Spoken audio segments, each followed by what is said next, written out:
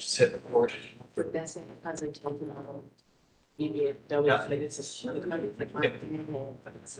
And once you close out, if you end the meeting for everyone, like you'll say, you'll have the admin. There's some meetings. So they're kids for double relations, so we're like, each person, they don't. And it's also recording. and it's the same thing. Mine was just a little close. Oh, like. And then I feel so. Tasha said something. She's like, oh, I don't feel bad. I said somebody. And then Charles was like, it's like we're going. She's like, I want to go there. Yes. I was so confused. So I apologize. But I'm glad we were there and it was, glad we did record this.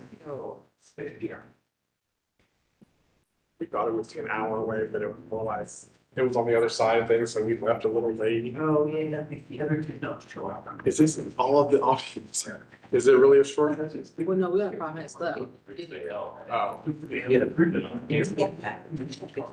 I did. I thought I did. Oh, let me make sure I got the right thing. Yeah. The mine's here. It's only 9 cases. Yeah, so we should be quick. And then Brian's like, hey, man, did you talk? I'm like, okay. Because I haven't here. She said that y'all were talking about real estate management. Yes. She's like, what did you tell him? Or was he just looking for something? Yeah, right. We talked to someone, I mean, he talked a little bit going on. Yeah. Yeah, we, nothing perfect. Okay. Nothing imminent. Well, he made it sound like now's the Oh, time. no, no. You know, I had, last time we told me to take for a small time. You know, and so I had just told him, you know, we'll say it should be an entire senior. Well, that's it. That is the only thing that is still very, very competitive. They're still overpaying for multiple properties. It's crazy. And I was just talking to the developer today. And he said, there's so much uncertainty. You know, we thought the government, I don't know if you know how many federal government leases should be tournaments or a big tournament. Which means this increasing the level of vacancy for office. And there's, like, Karen has this legislation to, it's like we've done a lot of downtown with ours, commercial, residential. We should stop that at this point, I think, in Columbus, because we said, I don't know, David, if you have an opinion, I feel like we should be capped on residential we want in downtown Columbus from the standpoint of, We can very one of those. changing commercial. Oh, on a cart. Are those broken?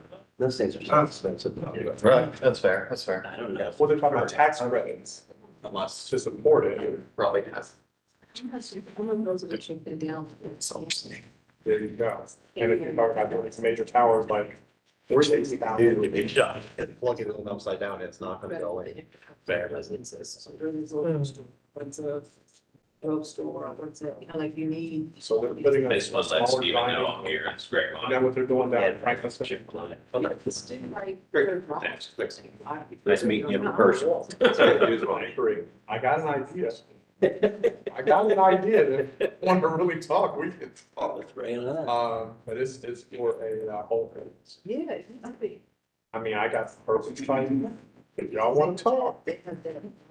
Yeah, one more than. all of them.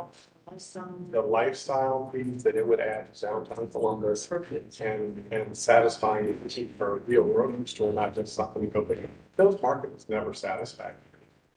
I mean, I still go to. Well, I haven't been in the new space that they were. No, absolutely. Yeah. I thought they just totally shut down. Those markets, I mean, I'm saying they have some. It wasn't in the middle. Oh, there's one. Video. Yeah.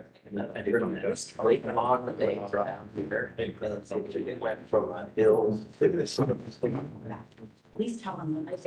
Oh, wow. No, it was tough. It was just only student. And that's what I'm saying, we do need it. That, you know, We need a real vote on ourselves. This is the group of three right now. Hey, you could land that.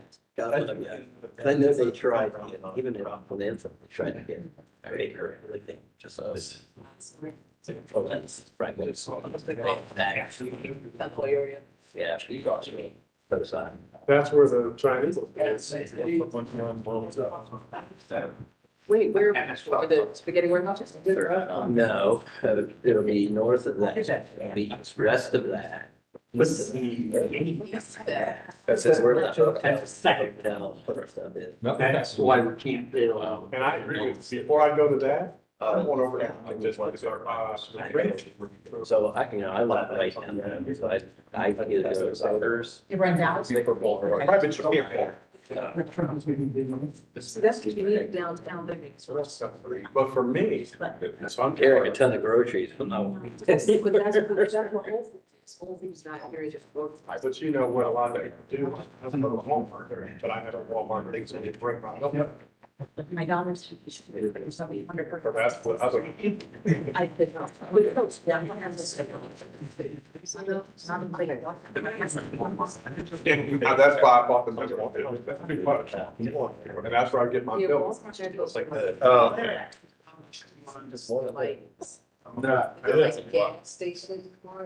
so they had one in Florida. But they full. Like that. I think if that came to downtown, they don't like no more than that. Oh, yeah, it's more different more. I think it's like the Dollar General. And it's, I thought they. Good choice. yeah, but they don't call it Dollar General for that same reason. I'm saying, What's his name? Many, was it, I don't know why rapid is this called. Yeah, well, Yeah, it's like what they call it. I'm sorry. It's just the joke. UCT, for one answer. is that a new district? What is it called? No, urban. Core? I'm asking the experts here. Yeah, but I think it is It's in before, there. but I can't. UCT. I can't do it. Yeah. And it allows residents mixed use. Yeah. And you can build 7-story. I need to. You get a, I think there's. Going on. I don't I don't have. I know. You can go from 5 to 7, Yeah, you, with Fort Depending on Dix. what Your last one. but it's only still 7. Let's see. I'm potentially gonna be marketing something, it's by Northwest, and it's an acre site, and we could go with 7 stories. That's a win.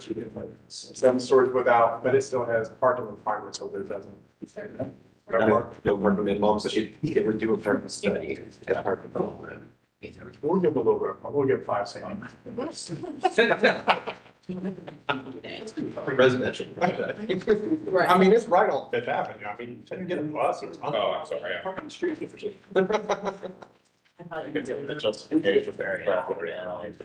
On something, no, we'll build. We might go. I saw Bruce had an opposition to something. Urban. One body. Suspicion almost, and I was like, It's the third like, side. why are you? Yes. I can't remember what it was. He's waiting now. Sometimes it's whatever his constituent, so it's something about jobs or. It's just a right side. Urban, okay. It's just worse. Is it just? So, who else is coming? Who else is expected to come tonight? Adam sent out the meeting, so you would have gotten, responses. Something about. And that I had it. I don't recall anybody. And then it's. Well, we open up, so are y'all ready? Something works, and then how much does that mean work? I mean, it's, it should be, it was pretty, and if it's not something work, like. Is that what? Yes. I'm good, are y'all ready? Yeah. Somebody said they were earlier. No. Oh, did they? I think we were seeing. We definitely are seeing out from some data. I think we're good. Yeah. Okay, this is about. Okay, good evening. We're ready to bring our May 27, 2025 Board of Zoning Adjustment meeting to order. If you haven't been here before, I'll give you just a little bit of guidelines for how the meeting is structured. We go by an agenda for the order of the cases. I don't think we have any appeals tonight, or do we have an appeal?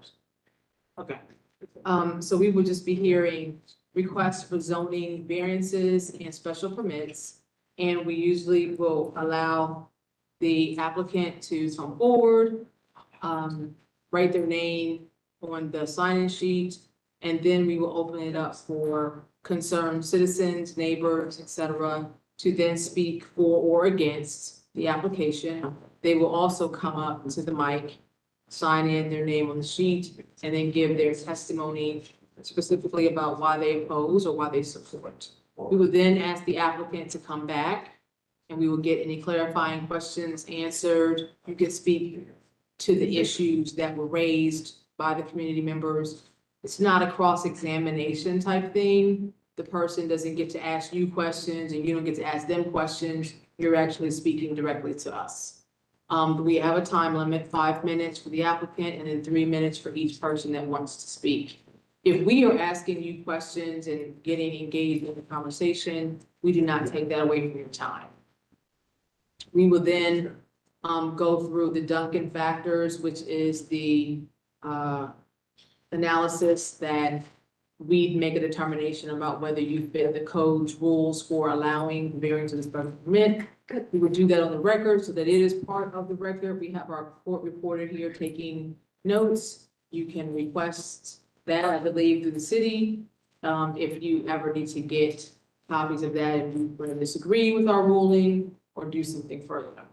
I will ask you to state your name for the records. We get that. And then I will also ask you to be sworn in, agreeing that your testimony is the truth, so that I'm not swearing in each person separately when you come up to the mic.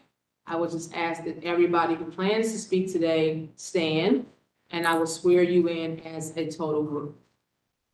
So if you know that you're going to speak on the record, or you might speak on the record tonight, please raise your hand. Do you promise the testimony you give will be the truth and nothing but the truth? Please state, I do. I do. Thank you. Do we have any preliminary matters to go over? Yeah, we just have one, the restamping of elevations for BZA 22-117 for 151 Sherman Avenue. Okay, I will stamp those. If you want to call, the applicant is here, so to present the changes to. Oh, okay. Will the applicant please come forward?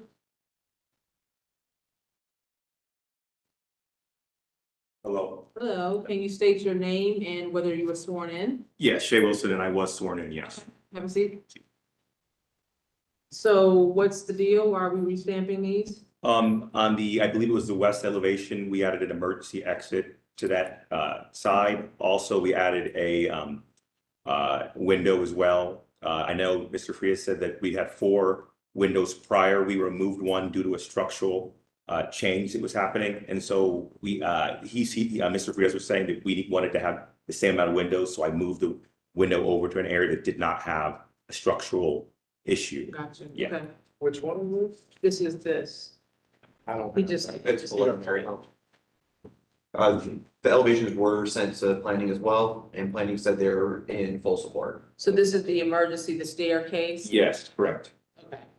So you're just wanting to get this as the final, this is the final version? This is the final version. Yeah, we're almost done getting the permit and everything. So this will be the final version of it. Okay.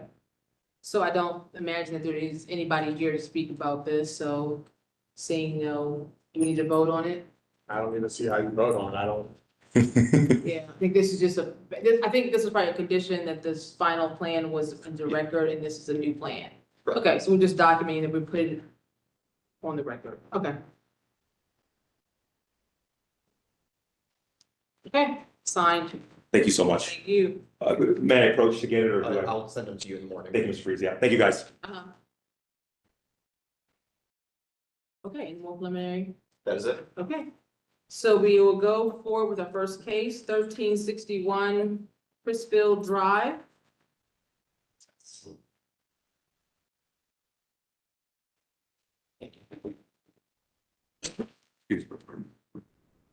I'll start by saying that these first few cases are pretty similar, right down the street from each other.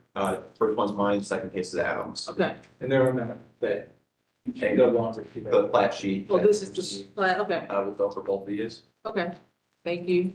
BZA 24-125 for 1361 Chrisfield Drive is located on the southwest corner of Chrisfield Drive and Doma Drive. It is zoned R2 residential in the west side of the area commission. The 0.21 acre site is developed with a single unit dwelling, surrounding use of all single unit dwellings. The applicant is proposing to bring an existing fence into compliance and is requesting variances to allow a fence taller than 2.5 feet in height and 100% opacity to be located in a required yard along Chrisfield Drive and Medoma Drive, and to reduce the building setback for a shed along Medoma Drive from 25 feet to 13 feet. The property received code violation order 24470-03176 in August of 2024 for a fence that does not meet visual requirements and for a shed in front of the setback line. Staff has no comment on the applicant's variance request for fence height, vision clearance, and building setback for the fence. Neither the Trayview Roberts area plan or C2P2 address fencing height or fencing opacity. Staff acknowledges the existing nature of the shed be consistent with the Trayview Roberts area plan. Recommendation for outdoor storage being screened from the public right of way and adjacent residential uses. Vision and traffic management requested an intersection site distance exhibit. The requested exhibit was provided and approved, resolving this comment. The West Iota Area Commission recommends approval with a vote of 4-1 with 1 abstention. The staff recommends approval of the requested variances because the fence and shed are existing and have been found to not impact intersection sight lines while still providing the homeowner with a usable rear yard. Okay, can you state your names, whether or not you were sworn in? My name is Jack Reynolds, I'm the attorney with Smith and Hale, and I have been sworn. Bill Walden, and yes, I have been sworn in. This morning? Let me give you a little context here. I gave you all the plat. Weston Run subdivision was platted back in 1985, and there were 99 lots that were included in section 1 and 2. And what is interesting about the 99 lots is that the 99, 6 of them were platted with no possibility of a rear yard. So what you're looking at this afternoon, it's still this afternoon, are 2 lots that are separated by 1 house and a public road. And both of them have right now erected fences by reputable fence erectors, and were cited for violation of the zoning code. Which, on this plat, what number we're looking? We're looking at lot number 82. Okay. Is the one that's at 1361 Chrisfield Drive. Mr. Hale, would you, excuse me, Reynolds. Reynolds, I'm sorry. Yes, sir. What is this for? This is the intersection site diagram that traffic requested. Site plans. Correct. That was to ensure that there were no conflicts with sight vision at the intersection. No reference to the other lot. No. Okay. We'll deal with that one separately. Well, it happens to be at the other lot. It's, which is the- yeah, as a matter of fact, it's up in the top of this picture. Yes, that's why I was asking, what is the Yeah. connection? Why is that there? Yeah. Okay, got it. Thank you. So- The driveway is off of Chrisfield. Chrisfield, okay? Yes, ma'am. Thank you. So what you're looking at is out of 99 lots, 2 of them are requesting variances because they have fences that violate the code. What's interesting, once again, about these lots is that being a corner lot, you've got a 25-foot setback both off of each public drive or each public road. So inherent is that you have very little area in which to have a yard, especially if you want to enclose it. So we're here this afternoon, requesting variances for both properties. But obviously, we're sitting here, Mr. Walden will speak to his property at 1361.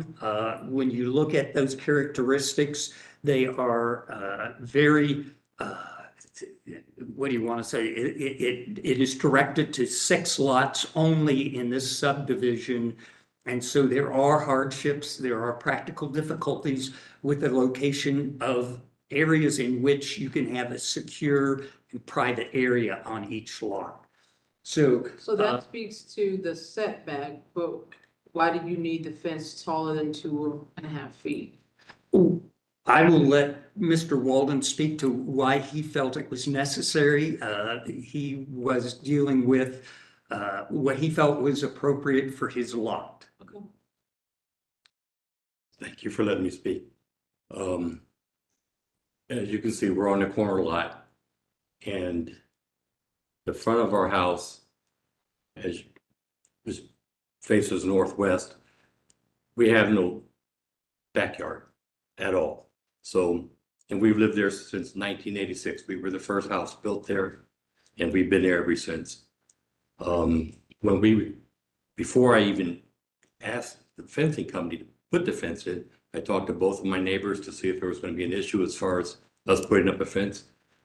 The 6-foot high fence is just a privacy. Nothing, I mean, we have nothing to hide, but it's a privacy fence, so we just want a little privacy. Being on that corner lot, we get a lot of traffic. The reason we couldn't do anything on the east side of our house, that's where you see the traffic coming up there. Our home was hit in the middle of the night by a car that came through and just smashed our house. That was 6 years ago, which prompted me to say, we need to get this house fenced on the other side of the house so we can have a yard. We can't have our grandkids playing out there in that yard, on that side of the street. So the height of the fence, and when I talked to the fencing company, we were putting this fence up in good faith. You know, we asked them, I asked them, do you have all the codes and restrictions is that on you or on us? Because we had put in a patio and we had to have a builder's permit to do that on our yard. So I'm asking this gentleman, do we need that? And he says, we'll take care of that. And he said, well, you're set back this far and this far. So we trusted in good faith that he was going to do the right thing. So maybe not as reputable as. Well, it was a fence company that That's not, I'm not saying anything No. against you, but can somebody take me back to a picture of the driveway in this fence? Because, There it is. and I don't know, you know, we oftentimes talk about vision clearance and then backing out of a driveway.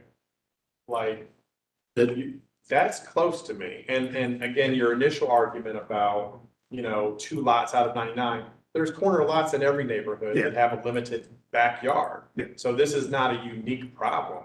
Many corner lots have the same situation, but I'm concerned about what looks like that fence line to that sidewalk, which we oftentimes talk about kids on bicycles. Yeah.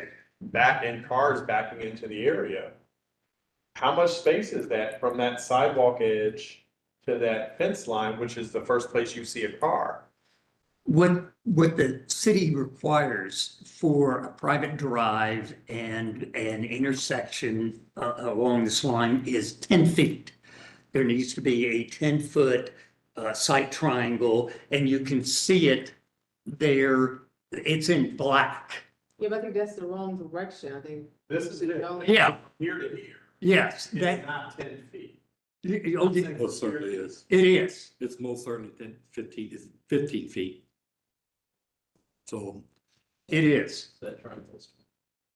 So you're saying from this corner right here? Yeah, from the driveway down to the property line, and then you head north along Chrisfield. That is the code required site triangle. My question is this corner right here. Yeah. Can you help me since you're closer? This right here to this right here. sidewalk. That's at least 10 feet.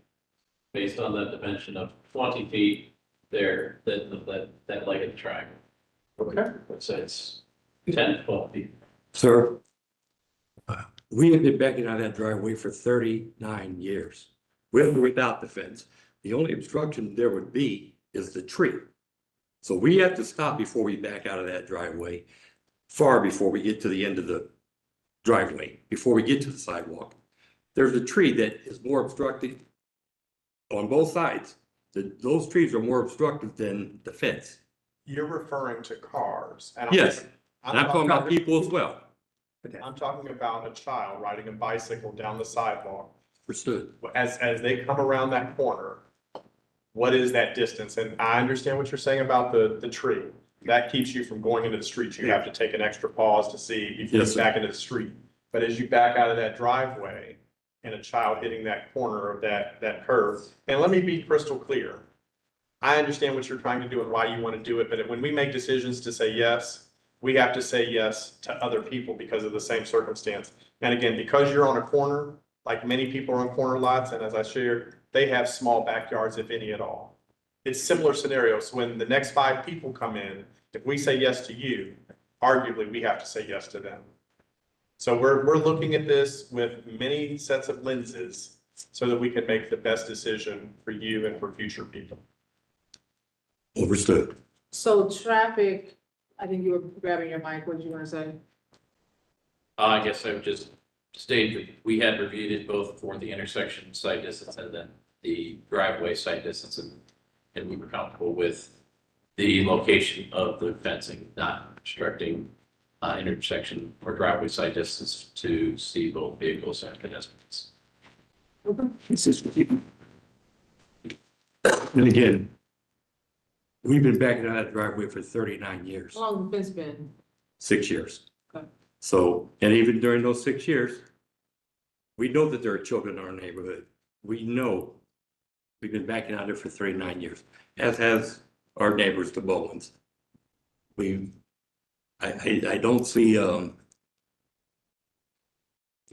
very cautious about backing out of our driveway for many reasons, not just for traffic, but for the kids. And we have to stop at least 2 or 3 times before we get to the sidewalk in order to get clearance from the trees in both directions. Do we have any other questions for the applicant? Are there others here that want to speak about this application? Nope. Are we ready to go through the Duncan factors? Is this part of a neighborhood association or I didn't hear that? Yeah, there's HOA? No HOA, no, sir. the area commission. Area commission. 411. Yeah, what was the no vote for the area commission? Did they say why on the 1 vote no? Or was it an abstention? There was no, There it was wasn't. No, I would have no idea why they did that. Oh, okay. You know, we don't know why they.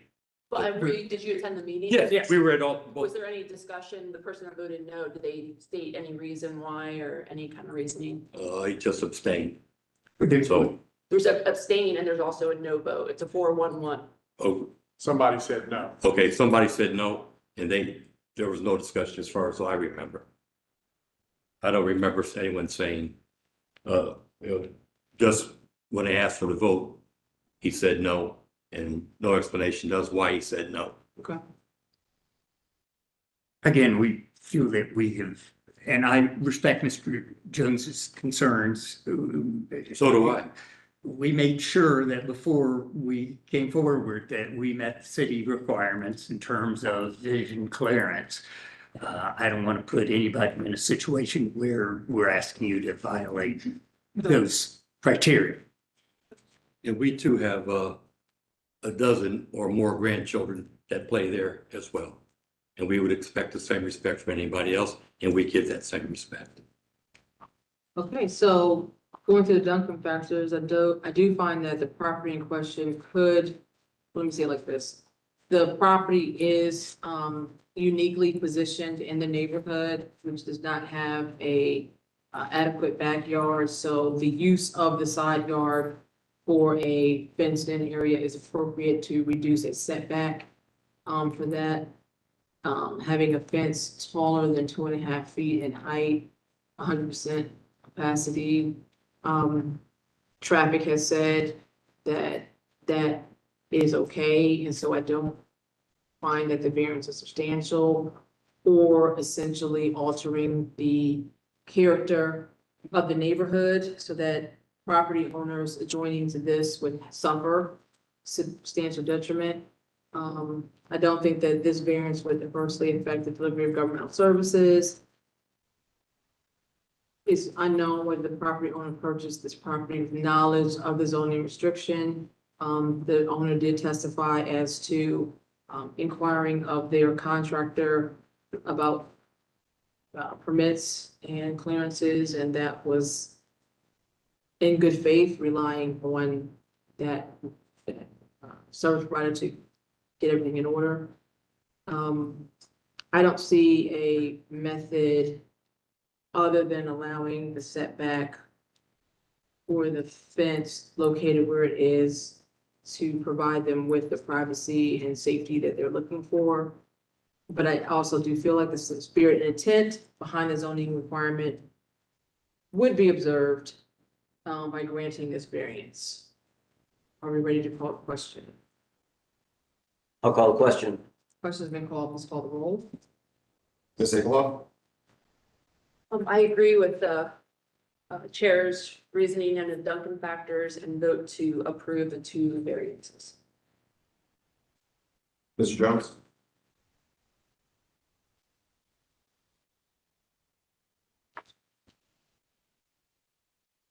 I don't want to like go too far here. I know somebody made reference to 10 feet and this thing says 8. We talked about 10 feet from the fence to Oh, the edge of the fence to the sidewalk. And somebody said it's within 10, there's 10 feet there. What's the reference to 8 feet here? so we're actually in vote, so do we want to suspend? Do we want to Yes, suspend? just so I have clarity, is this a mistake? I don't know what you're referring to. I had asked about the distance between the end of the fence. Yeah, which document are you referring to, the 8? I'm sorry, mine says 8 feet. For case 1? No, you're in the wrong case. Oh, I'm sorry. Okay, okay, yes, I concur with the chair's assessment and vote yes. Mr. Malika? I too concur with the chair and vote yes. Chair Plummer Bailey? Yes, variance is granted. Thank you. Thank you so much. Thank you all very much. 1389 Chrisville Drive. You have anybody joining you, Mr. Reynolds? Phil, one, you come out first. We're here Okay. again. 1389 Chrisville Drive, looking at Drive in Valboro Lane is zone R2 residential, part of the west side of the area commission. The site is developed with a single unit dwelling, surrounding which is a primarily single unit dwelling. The applicant proposes to bring an existing fence into compliance and is requesting variances to allow a fence taller than 2.5 feet in height and 100% opacity be located in the required rear yard along Chrisfield Drive and Valboro Way. Planning had no comment on the proposal. Neither the Traby Rogers area plan nor the C2P to address the matters of fence placement or opacity. The Division of Traffic Management requested an intersection site distance exhibit. The requested exhibit was provided and approved, resolving this comment. The West Iota Area Commission recommended approval of the vote on 4 and 4 to 1. Staff recommends approval of the requested variance because the fence is existing and has been found to not impact intersection sightlines while still providing the homeowner with a usable rear yard. So Mr. Jones and I were just conferring that, maybe clarify, this case has a vision clearance Yes. issue where the other one Yes. is not? Correct. Okay, can you state your name and where the document is sworn? Jack Reynolds, Smith and Hale, 37 West Broad Street, Columbus, Ohio. And we are here on behalf of the Bowens, and they are up the street, house and another street. Basically, it's a circular drive around and they connect. And so we're looking at this fence. This is the Bowens house. You can see the red car is parked on Chris Field. Once again, you're looking at a situation where the Bowens do not have any kind of a rear yard. And I gave you all a a shot of the side of the house to the north that shows you the topography where the Bowens have built a little add-on, and it shows you the drop off, which is significant. So the only place where the Bowens had to go was to the south. And once again, we're just trying to provide a secure place where the children and grandchildren, I mean, the fence has been there since 1997. It changed a little bit in 2013 when it was redone by a licensed fence erector. And so, as the staff indicated, we were requested to do a traffic look at the intersection of Chrisfield and Vassalboro to make sure that there were no dangerous situations, sight view. And so you have in front of you that sight triangle diagram that was presented to the staff. And at the corner there, the code requires that there be a 30-foot setback on both Chrisfield and Vassalboro. And as you can see on the little diagram, the fence encroaches about 8 feet into that 30-foot setback. Now, as we're aware, that 30-foot starts at the property line and not at the curb line. So it puts you in a little different, view of the world. You're not looking at the 30 feet from the curb. You're looking at 30 feet from the property line. And so what the traffic engineers requested of the, I don't even know the name, they asked for there to be a stop sign to be installed at Vassalboro and Crestfield. You mean because of this? And it was a thing that let Daniel speak to it. So, yeah, I guess to speak to that, upon investigation of this situation, the city did require a stop sign to be placed for approaching traffic on that, traffic approaching approaching Chrisfield Drive along Vassalboro Way, so that it's a stop control condition.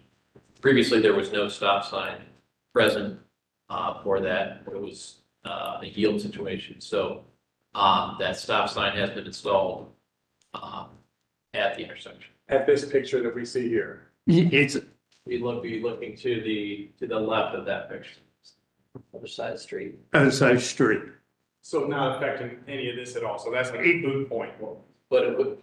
That's affecting traffic coming from this way. From back. It forces traffic to stop and look. So let me try to be as clear as I can. Now this side. What? That's where the house is. Oh, yes. So this is your house, correct? The bigger block. I'm sorry, yes. Yes, that's the house. I'm concerned about over here. Because this is where the fence encroaches. Here it's okay. This is not a problem here. The problem is here. So people stopping over here is a non-issue. The people on this sidewalk, which who provided these photographs? We went and took them. Okay, so let's focus on the photograph that's over here with the landscaping. Like, this is not an issue. We can see this is fine. This is the problem right here. You got the corner of this fence and these people backing out of the driveway in the same way that I was describing before. Yeah. This is certainly not 10 feet. It is. Oh, come on. Well, once, This, it is not, no. But once again, the city would, and does, and we provided the diagram, and it once again, it's on here that shows that when you're backing out, and the property owners here this afternoon to testify that if you do the 10-foot required sight triangle coming from her driveway, that it meets code.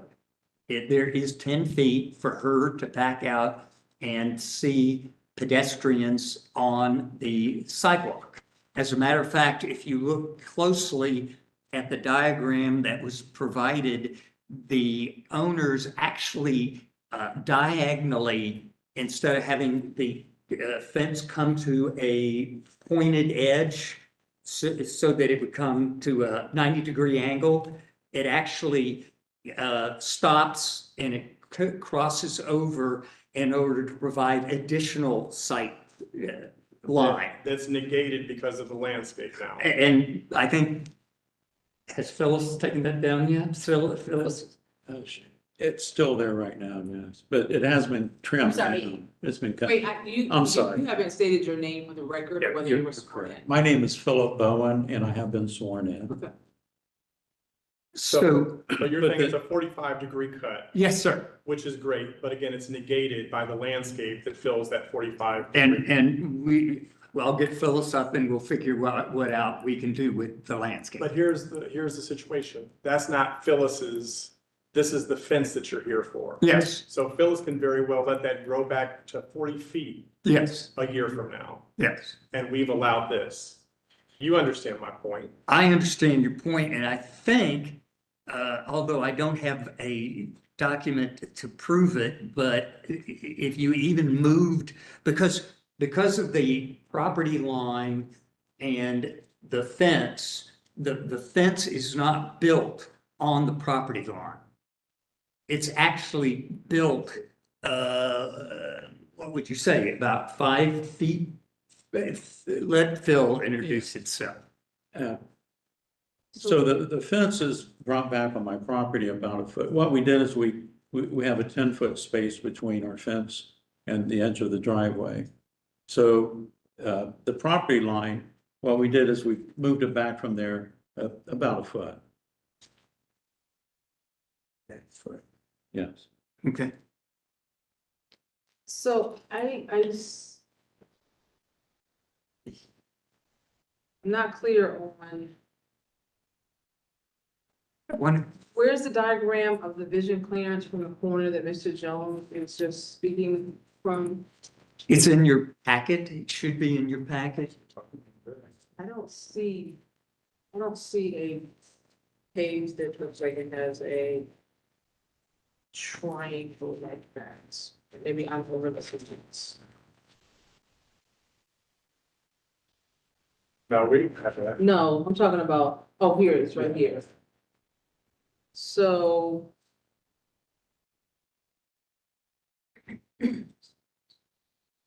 How are we saying this reaches 10 feet? Because this is not 10 feet, this, Phyllis's Drive, that's where you measure. It's from her pavement. And then from her property line north is 10 feet. And then you come back down the leg of the triangle back to the property line, which is 10 feet. And the property line is not where the sidewalk begins. That's the underlying problem. It's the property line, which is a technicality, but the sidewalk is where pedestrians will be. Sidewalks another 3 or 4 feet. In. Mr. Maleka, could you use your microphone? No. It appears that the sidewalks, actually, if it is at the sidewalk, actually the vision triangle will be larger. Yes, it is. Because the fence is off of the property line and then there is the diagonal cut. So they have increased the amount of visibility coming off of the drive. but the fence cut Is here. is, yeah, I see the fence cut, but who owns that landscaping? So Sorry, I'm sorry, who owns the what? The landscaping in front of the fence, whose Uh, property is that on? So that's, It can't be it's your on my property. property, It's right? your property. Yeah, not we your property. allowed Phyllis to plant the trees there. So it's on your property Yes. blocking the cut of the fence. Is that what we're saying? Because I am not able to see the cut of the angle of the fence from these pictures Okay. because the landscaping is blocking it. Would you agree with that statement? I do have a photograph taken from the driveway. It may help clarify that. Mr. Reynolds, you've been out to the property? yes, Do you think that the landscape is blocking the cut of the fence? Apparently so, because you've asked somebody to address it. Well, there was some discussion and we said that we would trim it back. But who's somebody? Because this is your client's property. It has been trimmed back. Yes. So, do you understand my confusion, Mr. Reynolds? Yes, Thank you. Phyllis can address Well, the, I don't want another person to address. I want the property owner to address the property owner's property. Yes, Which, the tree has been trimmed back. It hasn't been removed, but it has been trimmed down. This is the picture you need. And it, It's not on his property. and it appears they have about 5 feet of landscape that they can add next to the fence. And still not interrupt the vision triangle. So if it's less than 5 feet, I would say that they're okay with the landscape as is. This view is certainly more helpful. Why are we measuring? well, yeah, 5 feet from the property line to the fence. Yes. So you've got a setback from the property line, 5 feet, and then if you go in a little bit more, you can see where the diagonal cut is. And the landscaping is on Mr. Bowen's property, and if it's causing a problem, we can have it further trimmed, but if you look at the site triangle, I do believe that if Phyllis drives out, she has no problem in seeing, and I can get Phyllis up here. For giggles, Yeah. can somebody help me on this property line? You know, a lot of this, and this may be a non-issue for you, Mr. Reynolds, but from the property line to this sidewalk, measure this to this for me, please. Okay. And again, Mr. Reynolds, we see these, as you know, all the time. Yeah. And people have brought their fence from here to here for just the same reason that we're discussing. Yeah. Or they've had from here to here. Yeah. As a triangle cut out. Yeah. I mean, we're meeting bare minimums here, rather than being overly protective for pedestrians that are going down the street. Okay. That's concerning. Okay. And I again, I know the Bowens don't want to harm any of the pedestrians in the neighborhood. We're just trying to make sure that we meet code and that we protect our neighbors. So 2.5 feet, thank you for that. so I don't understand how you say this was code compliant, but yet you got a code violation order. No, I'm saying that the site triangle for Phyllis's drive is code compliant in terms of 10 feet by 10 feet, that triangle. But no, we did get a code enforcement action. Asking to encroach into the visual clearance. Up at the, Because you're at 8 feet. up there at where Adam is pointing. It's not at Phyllis's drive. It's up at the Chrisfield intersection. And again, if you remember, the measurement by city code is from property line rather than the curb. And so you're getting what do you want to call it? You're getting a heightened sense of where 30 feet is simply because it says 30 feet. And we're asking for the 8-foot variance because it's set so far back from the curb itself. So the 8 feet, if you do the 30 by 30, is the corner of that right there, of the fence right there. And so, yeah, what is that to the curb?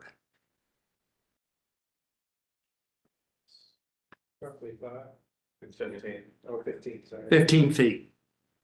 So the fence is actually set 15 feet back from the curb. My concern is the pedestrian on the sidewalk, and they've just measured and told me 2.5 feet.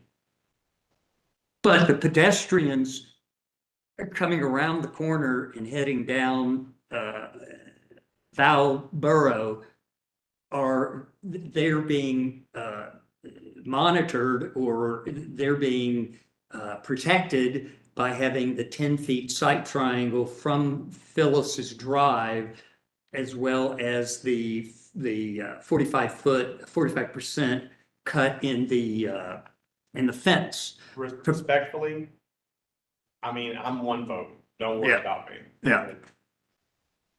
I'm not convinced. What is it you would think is more appropriate? How is it?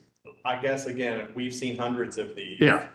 And none that I could say I remember that have been within 2.5 feet of a drive or a sidewalk approaching a driveway.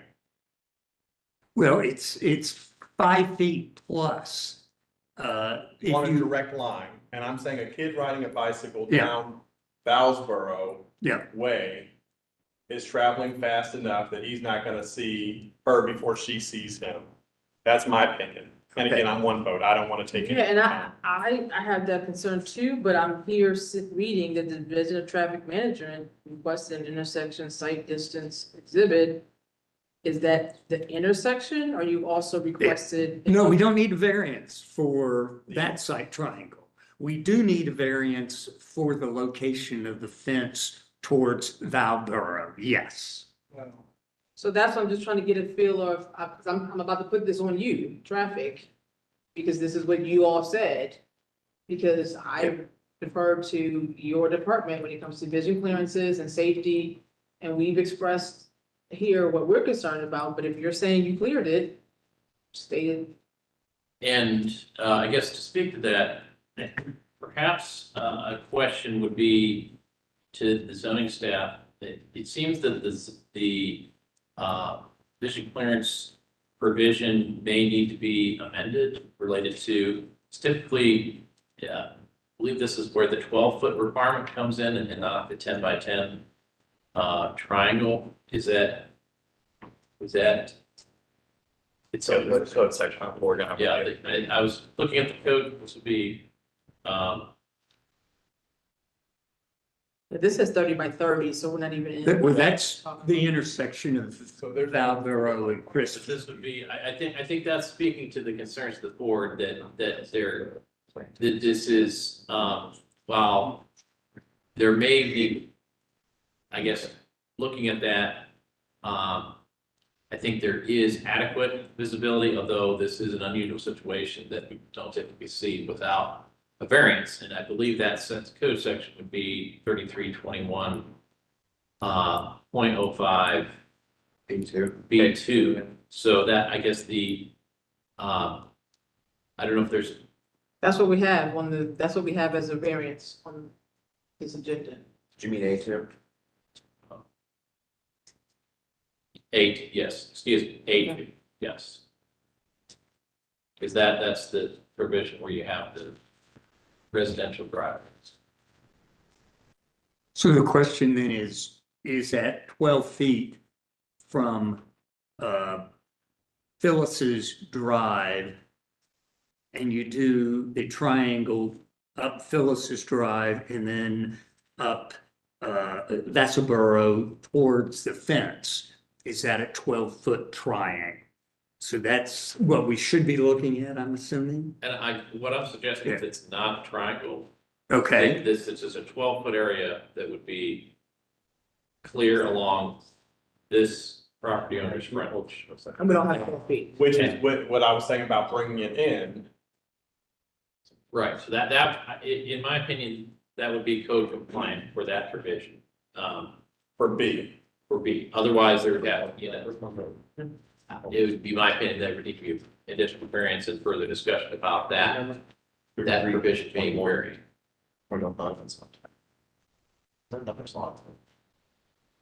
Because that's what I'm saying. So.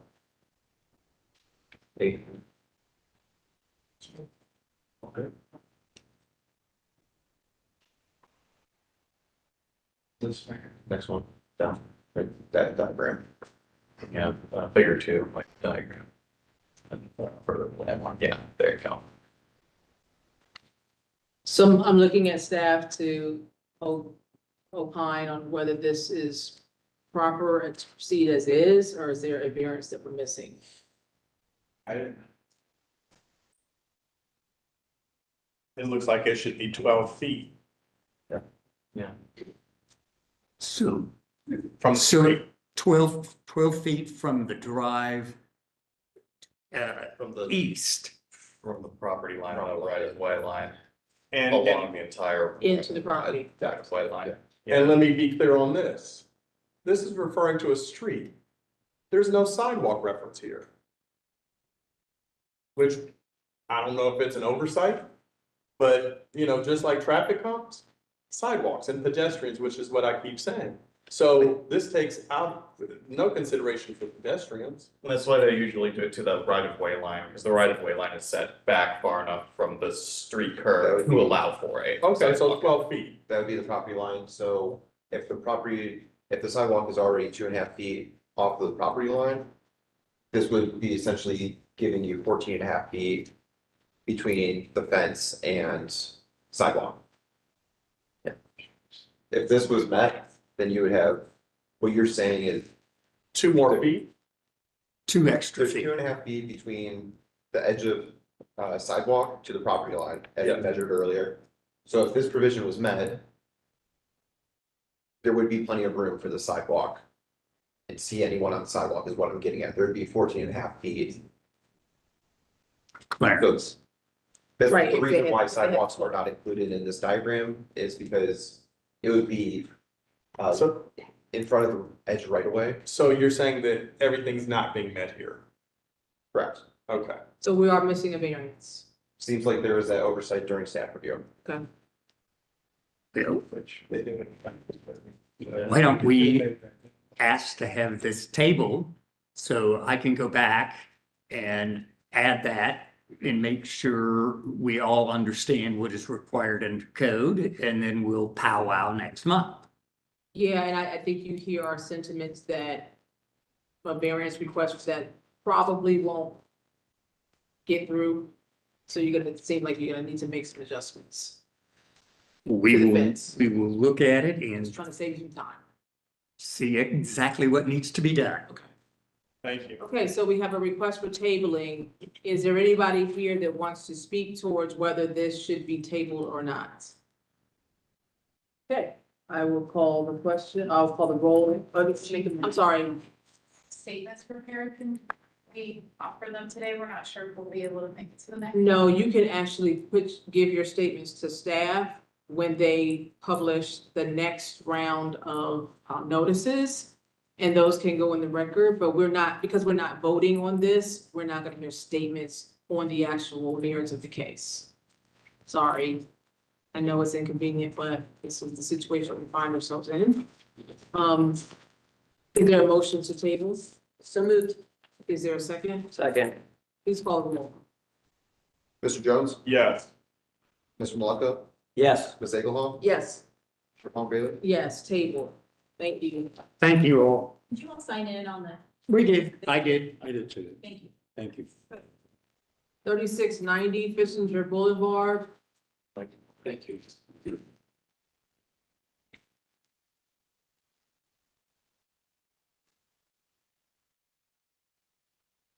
PCA 24-177 for 3690 Fishinger Boulevard. It's located on the southeast side of Fishinger Boulevard, approximately 500 feet south of Ridge Mill Drive. And it's located in the west side of the air commission. The 3.6 acre site is developed with a parking lot that serves a multi-tenant commercial plaza. Ground uses are primarily commercial with a multi-unit apartment office building to the northeast.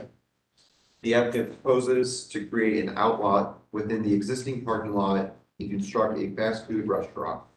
Variance is being requested to reduce the minimum required number of parking spaces for the entire site from 573 to 443 spaces, a difference of 130 spaces, parking spaces.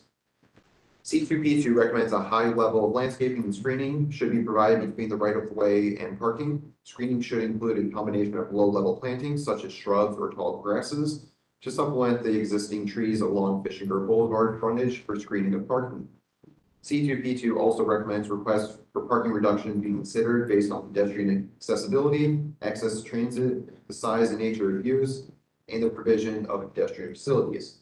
Staff note the revised site plan includes supplemental screening of parking and a pedestrian connection to the existing sidewalk along Fishinger Boulevard, consistent with Travi Roberts area plan and C2P2 zone guidelines. Therefore, planning is in full support. Division of Traffic Management informed the applicant that parking study and right-of-way dedication may be required, indicated that a sidewalk connector needed to be provided between the building and Fishinger Boulevard. Bike racks would need to be provided, and that the ADA parking spaces need to be updated to meet requirements. All of these comments have been addressed. The West Iota Area Commission recommends approval with a vote of 8-0. And staff can recommend approval of the request since the applicant has shown that the shopping plaza is overparked. Furthermore, they have provided bike racks and a sidewalk connector to make the site more easily accessible to active transportation and transit users. Staff is recommending a condition that the applicant will commit to the stamped landscape plan. Okay, can you state your name when you were sworn in? Yes, my name's Greg Monig, with Wolpert representing Chick-fil-A, and I was sworn in. Okay. Do you have anything to add to this testimony? No, I was just here to answer questions if you have questions as we go through. Okay. Seems like the only variance here is the parking because you've addressed the other issues. Yes. Do we have any questions for the applicant? Do not.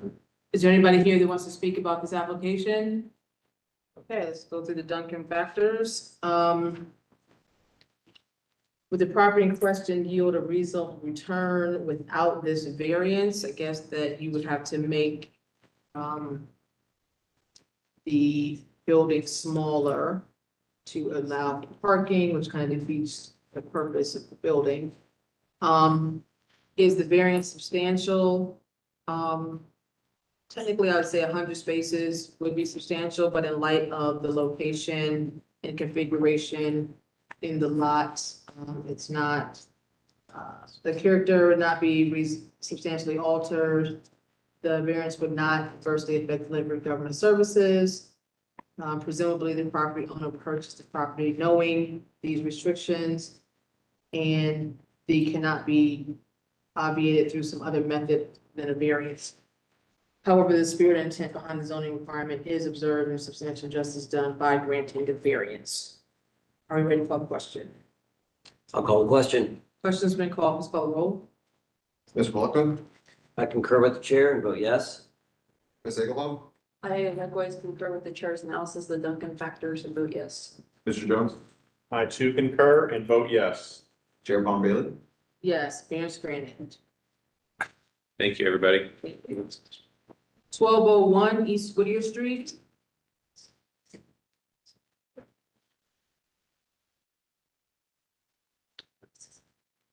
1201 East Whittier is located on the south side of East Whittier Street, approximately 940 feet west of Lockstone Road.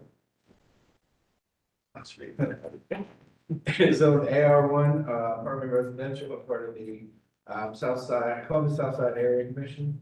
Site is undeveloped, surrounding uses are mixed of single and multi-unit dwellings. The applicant proposes to construct a 2.5-story, 2-unit dwelling in the AR1 district.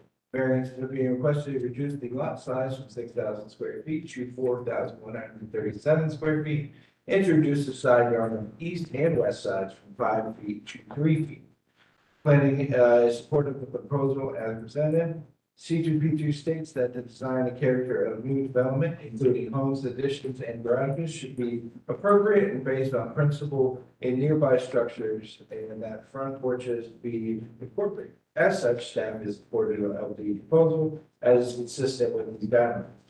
The Division of Traffic Management had no comments, and the Southside Area Commission recommends approval with vote of 9-0. Staff can recommend approval as lot size and side yard reductions are minor and do not substantially alter the neighborhood. I'm going to add that there was a letter from the neighbor to the east or west, and where they were not in the corner. They were invisible. Can you state your name, whether or not you're sworn in? Brenda Parker, I've not been sworn in. Okay, raise your hand. You promise the testimony you give tonight from the truth and nothing but the truth, please state I do. I do. We can go with your testimony. So this is a land bank property and the owner would like to do a duplex. We looked at stacked duplexes. We like the side-by-side duplex because it functions like a single family with a front porch and access to parking in the back. The property is in the AR district, which requires a 5-foot setback. Normally, this skinny of a lot would just be a 3-foot setback, and we want to use as much width of the property as possible. So we're asking to reduce that 5-foot setback to 3 feet, so we can maximize the interior space of the duplex. And then the lot size is just an existing condition. Are there duplexes on this street? One just got approved on the vacant property next door with a council variance because it needed to be rezoned. This looks like two across the street. Yeah, I think the apartment residential, like he could do 4 units or even. There's several on the here. Yeah. This is ARLD? Is that what you just said? AR1. And there's one property between it and then commercial. So it is, it's a great transition from, a single family house to the commercial buildings that are to the east. So that little building is But you don't commercial. have to, Yeah, I guess that's I'm commercial. getting it, you don't have to put a duplex in.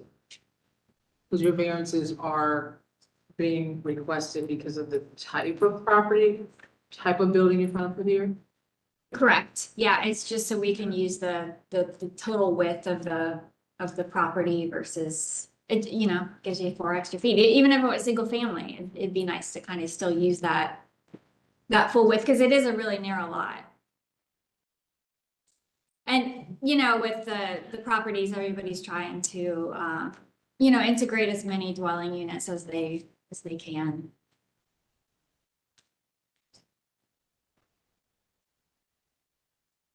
What do we have on the rest of that block?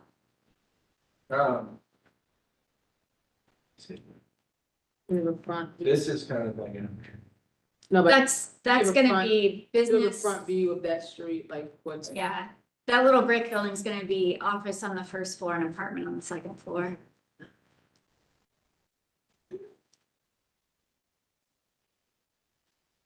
I'm just trying to get to character of the neighborhood. Mm-hmm.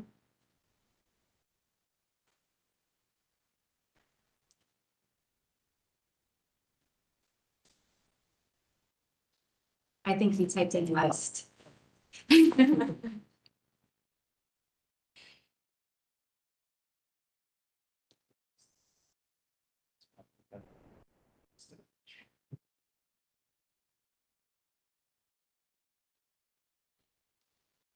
yeah, that's yours, right? That's where it's going. Commercial right there. This was like a park. Was it a single family there previously? I have no idea. You have an idea because you can go back to GIS Yeah. and see what it was. So these are duplexes, or looks like 4. Fourplexes That's a word. This is a. or townhomes.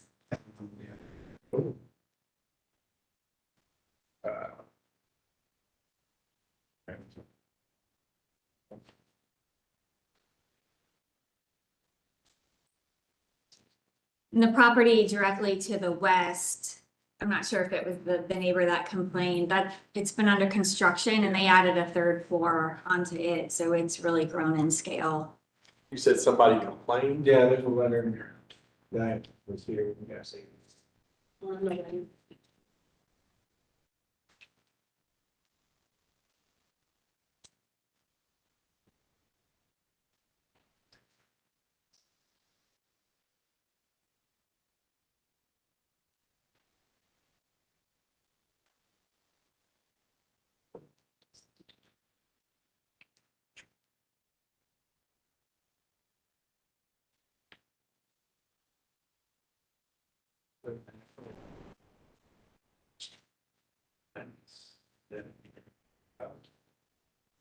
95.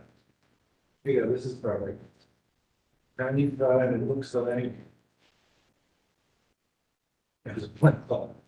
And a parking lot next to it, right? I can't hear you. I can't hear It you. looks like it was blank, it looks like.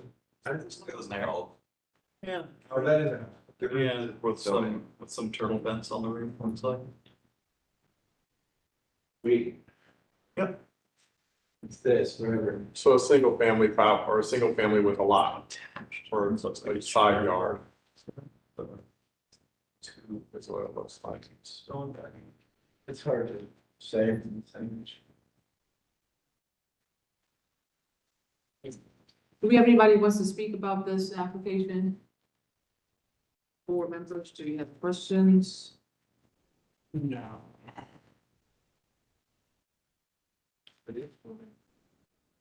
Not that. Oh, I do have a question. Symmetrically speaking, is this placed in the center of the lot or? It is, yeah, so we can have 3 feet on each side, that way we can have windows on each side. And on the other side, can somebody show me this brick building again? You said it's gonna be converted into something? It's office at the first floor and an apartment at the second floor. It's actually the same owner that is requesting this variance for this duplex. And so, He's putting his office in that, on the first floor of that. That's, yeah, I wonder, 2007, so this has it. Cause that's where, that's what was there. yeah, so a house was there in 2007. So it looks like the letter, as I'm interpreting it, is a person saying basically you're eclipsing their lights, so on and so forth, with 3 feet. How would it make sense? And I'm just spitballing. Oh, To say he owns this other one, go to 0. And then it's 6 feet on the other side. So you're requesting the same variance, but it only impacts the same owner this way versus, the neighbor who has valid concerns. You understand what I'm saying? Yeah, I do. I thought we were asking the applicant. I did, she understands too. Okay. yeah, there isn't room to shift it. It's either centered or he has to go to, probably he'll have to go to a stacked duplex which would come. If you get rid of the property line, because it's a firewall. Well, even 1 foot, but I'm saying mitigate it from the other side. Yeah. So you can't have windows if you're closer than 3 feet to the property line, and that would just make the space I got you. very So it's basically 3 feet on each side, 6 foot, a human being standing between you. correct. A long ways. Yeah. Let's go to the Duncan factors.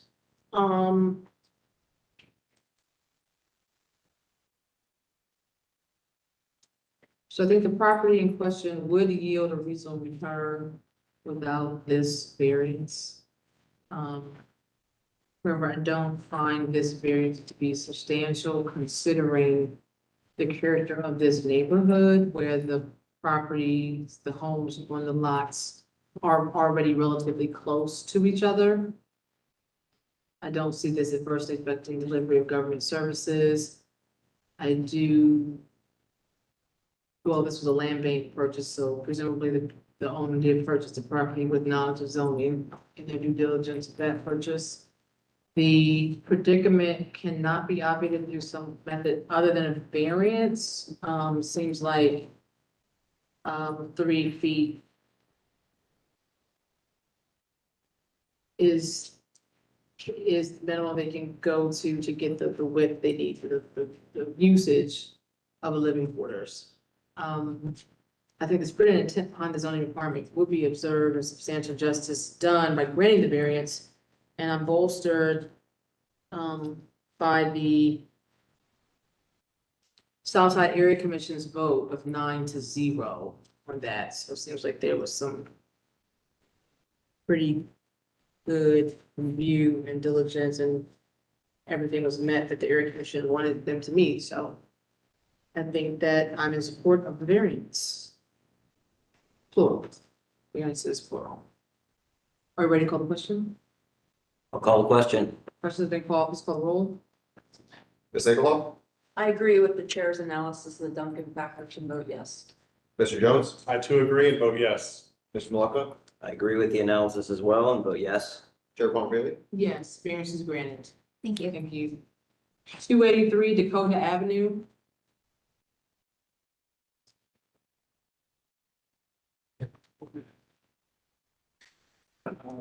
Two eighty-three Dakota Avenue is located on the west side of Dakota Avenue, approximately 200 of Sullivan Avenue.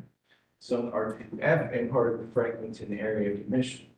The site is developed with a single unit dwelling. Surrounding uses are a mix of single and multi-unit dwellings.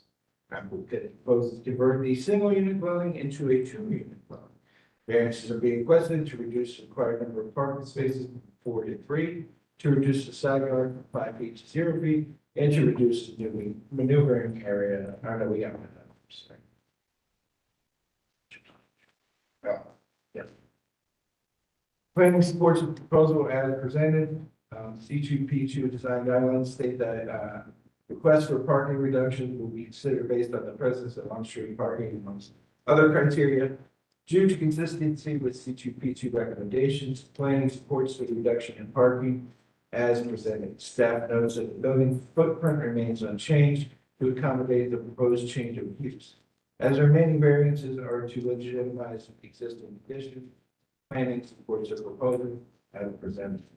Division of Traffic Management has no comments, and the Franklinton Area Commission recommends approval with a vote of 9-0. Staff can recommend approval as the requested reductions in parking spaces and side yard are minor and will not alter the essential character of the neighborhood. Chair. Hey, can you state your name, whether or not you're sworn in? Paul Navarro, I was sworn in. Okay. Do you have anything to add to this application? Hey, Adam, was it 4 to 2 or 4 to 3? 4 to 3. It was updated to 4 to 2. Can you use the microphone? What are you talking Oh, about? Sorry. Oh, For the spaces. parking spaces. It was So updated to what? 4 to 2. That's a different variance. Yeah. No, that was actually submitted. The updated and everything else is submitted to, But I don't know if that got on notices. The notices do say 4 to 3. Yeah. Oh, but I got an email saying everything was like they asked for the updated BZA, and I had sent in the updated from taking off the number 3 and then updating it from 4 to 3, 4 to 2. Another change. Your original question too, right? It was 4 to 3, and then we had number 3 on there. And then when I went to the first meeting, and then so we talked about it, and you said, good to go, moving it to 4 to 2, and then also taking off number 3. And then that went forward to the commission for 4 to 2. Should have said 2. That might have been that. What's the error? I guess that was addressing our site comment, our Yeah. staff review comment that we're not supporting the third parking space as. 643. Correct, and that's why I updated it, and then it got submitted to the commission from 4 to 3, 4 to 2, and then taking off the maneuvering Yeah. because of your comments. Yeah, so. I'll let the attorney weigh in on. What's the question? The notices have a reduction from parking from 4 to 3. And the applicant is actually requesting a greater variance from 4 to 2. You can't hear that variance tonight? Yeah, there's. Okay, so we will be tabling this because the notices have to have the correct variances so that people can have actual notice so that they can object or agree to what's actually being voted on tonight. And if we vote on a greater variance, we did not give the public their right to be heard. Okay. It's a technicality, I get it. It's inconvenient. It's another month. I get that. And that is unfortunate, but that is where we are. Fortunately, you're through the area commission and they Right. approved the right piece. So you just gotta get back on the agenda. Well, the thing was I submitted like, once they submitted their stuff to me, and right away, I took what traffic and everybody else said, and I pretty much said, okay, cool, that's what you're saying, and gave it over. So it was in a quick timeline to make sure it's done. I understand it's technicality, but like on this side, it's a month. And so I 100% mistakes happen, but this is an entire month. And I did my part. I agree. And I've been dealing with this since January. And now it's another, and I understand, but at the other side, from my side, like, am I supposed to be like okay with this? No, you're not supposed to be.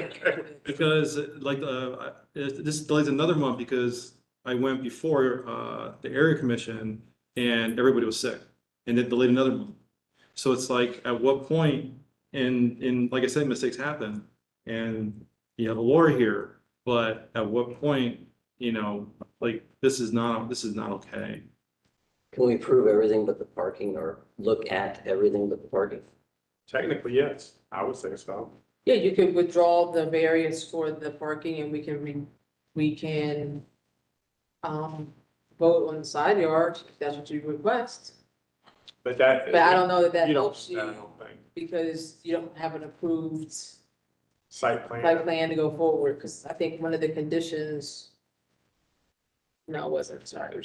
You just don't have anything to move forward with, if you just do have. Oh, no, I have some, I did my No, I mean, you don't part. have approvals. You don't have the right approvals to move forward. What approvals do I need? This, as our vote, So what's my course of action? I don't have an answer for you on that. Well, I guess I'll talk to him. What's my course of action? Oh, no, I advise the board. Okay. Just to clarify, the applicant is asking for a reduction in parking from 4 to 2 tonight? Yes. And the notice said 3. Okay, yeah, you can't hear that variance tonight. You could hear the minimum side yard variance, but it's up to the applicant whether they want to proceed. I guess the other question I have is, can I start? No, because I need a building permit. I'm sorry? What, I'm asking, like, what can I do to start on this project without waiting another month? What can I do without manipulating the property? Can I do certain things? Can I get some kind of, something I can start doing something to the property? That's a question for staff. Apparently, they're not gonna approve of them. You gotta talk into the mic. What I was just told is they wouldn't approve it with them. They wouldn't approve it without what? The building permit, it wouldn't go through site compliance. Zoning would leave a comment that, there needs to be 4 parking spaces provided or, variance required. So you could submit through the process and, start the reviews. But it would get to that point and wouldn't be able to go any further until the variance is approved. And the options would be to table at this point if we want to go down to the 2 parking spaces. Or move forward with 3 parking spaces, but then it needs to be compliant with that 3 parking spaces. That would be those are the. That's what I was at. My question was the third parking space. Is a maneuverability issue? Yes. Well, the third parking space, actually, there's a spot next to the garage that has a space, but it's right on it's really on the property line. And that would require a maneuvering variance that we took off. So the other one that is shown currently on here, that's a maneuvering issue? Yeah. Correct. That one, correct.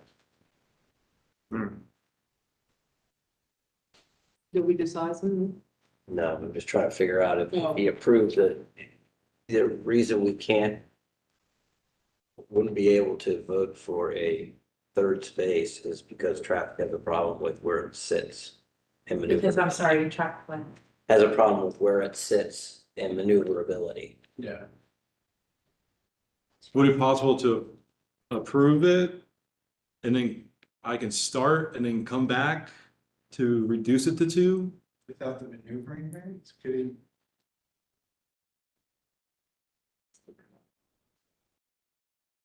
mean, and speaking to our original concerns was that the configuration was, how that parking space, it may encroach on the neighboring properties. As far as that was really the primary concern in having, our initial comment on the application.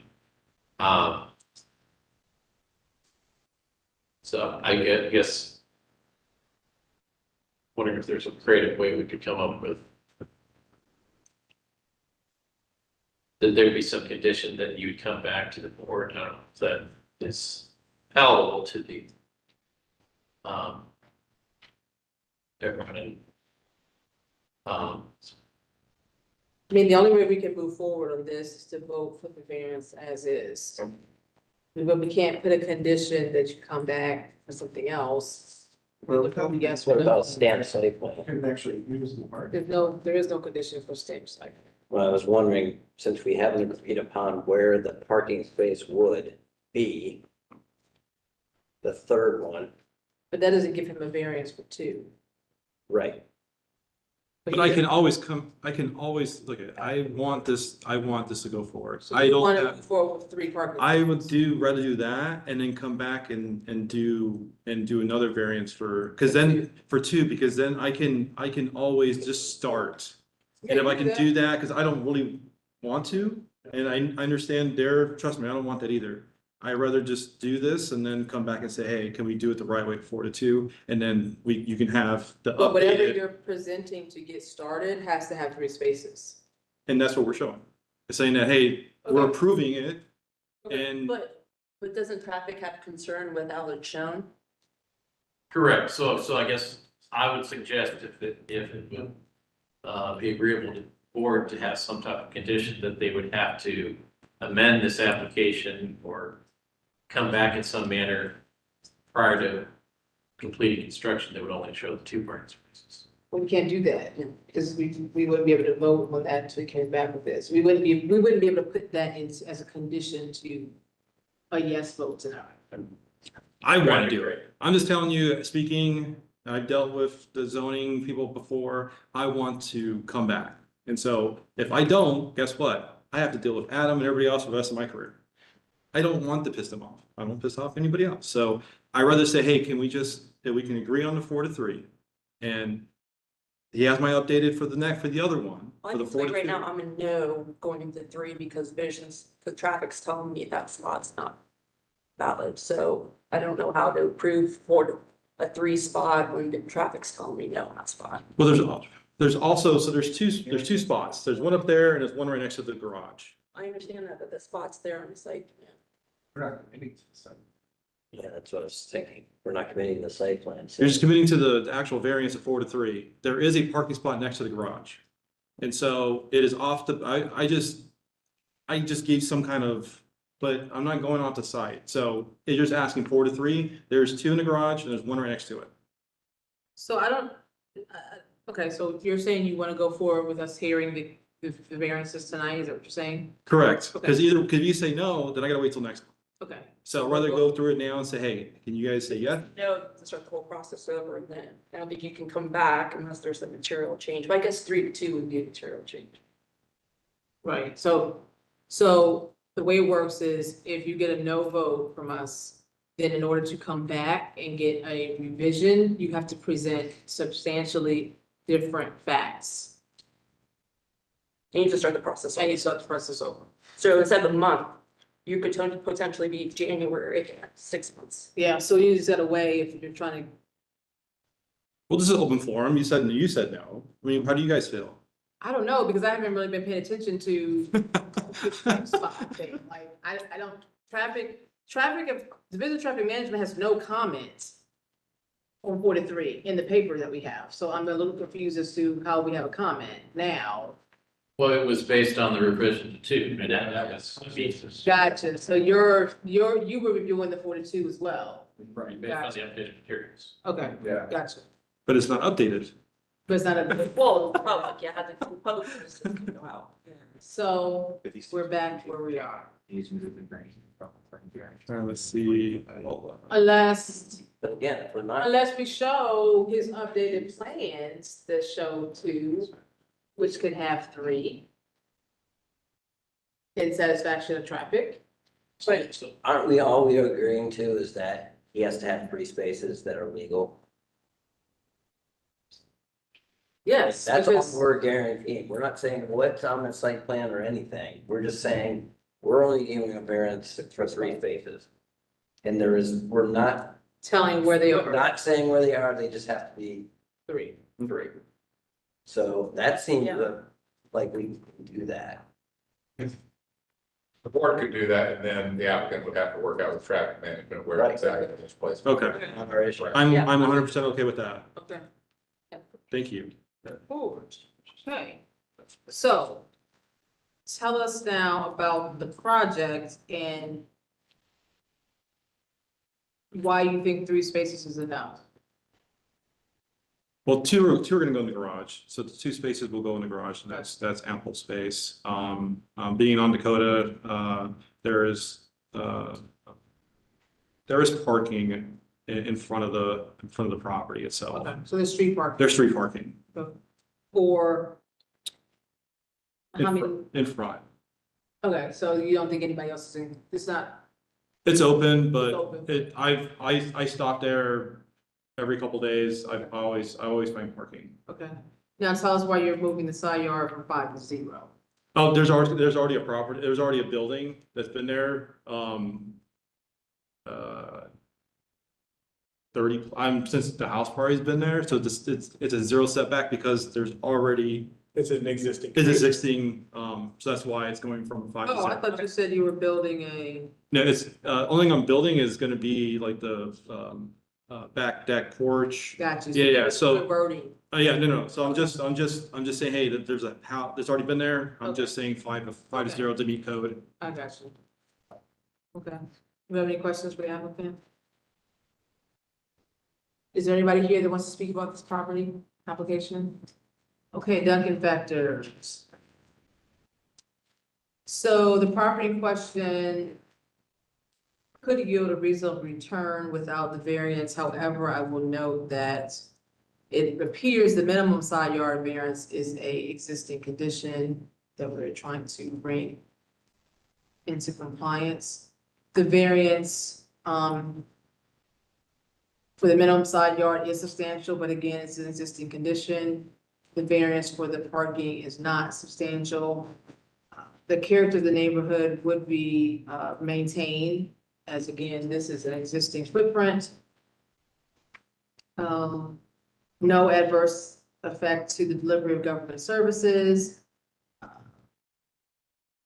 Not known whether or not the purchaser got the property with the knowledge of the zoning restriction.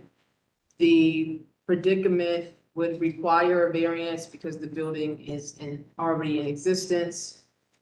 And taking it from a single unit dwelling to a multi-unit dwelling does require more parking spaces. But it sounds like there's parking on the street, so they do need a variance to get that. And the spirit and intent behind the zoning requirement would be observed and substantial justice done by granting the variance. Therefore, I am in support of these 2 variances with no conditions. Are you ready to call the question? I'll call the question. Question's been called, please call the roll.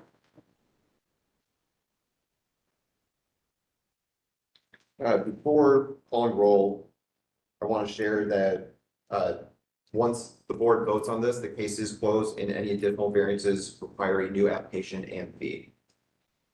This has been passed along from Jamie, Okay, so. Okay, moving forward with vote, so that would mean new application means you have to go back to the commission. Okay, just want to be clear, even though you went the one time, you have a new application, so you got to go back again. okay, Mr. Jones, I concur with the chair's analysis of the document factors and vote yes. Mr. Malika, I too concur with the chair's analysis and vote yes. Ms. Egelhoff, I likewise concur with the chair and vote yes. Chair Bonnefield. Yes, thank you for your patience, variance is granted. Thank you so much. Let's do it then. Like over reports.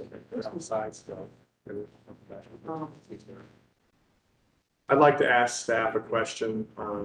Would you please evaluate the or confirm if the case, the variance issue that we discussed on Chrisfield, I believe, case BZA 24125, 1361 Chrisfield, the secondary analysis of the driveway placement, proximity to the property line, et cetera, that we identified that needed to be addressed, the missing, the dot A, I believe, if that also exists for this, the first case. 125. If it does, we need to know as soon as possible. Yeah, go back. Just go through those. I'll call the next case while somebody is doing that in the background. Which one? The first one. So the issue, Mr. Jones, is the variance issue that was identified on case 2. Your question is whether that same issue applies to case 1. Yes. Okay, thank you. I think it's fine, it looks fine. Yeah, looks like. We did measure it during that case. I think it came out to, somebody had mentioned it was like 15 feet. I heard From the that, but I driveway. didn't see it. I saw the measurement that you did on the second case, but not in the first case. Oh, I do remember that. Can we measure it? Do you have that open? Oh, I see it, got it.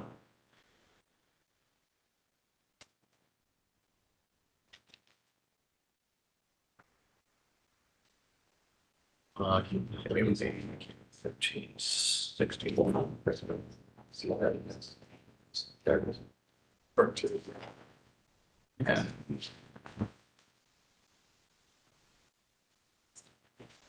So this guy was the one in question. Yeah.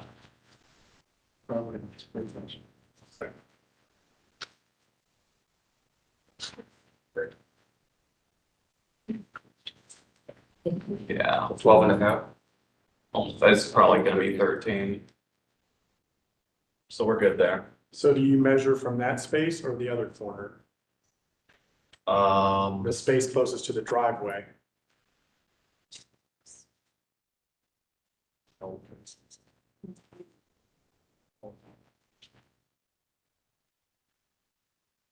It's gonna be close.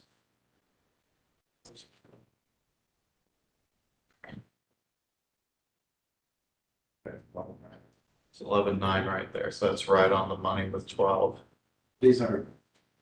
They're not gonna be exact, but that's as good as we can get for the GIS tools that we have here. Yes. Is there a recommendation from?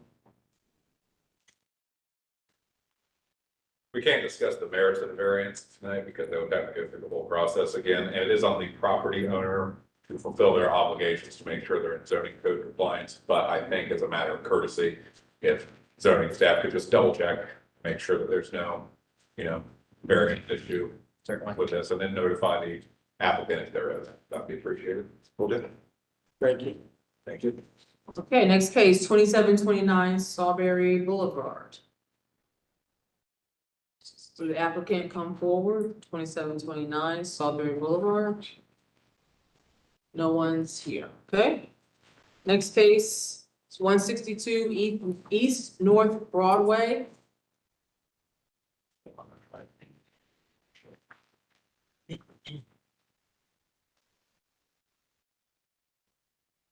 All right.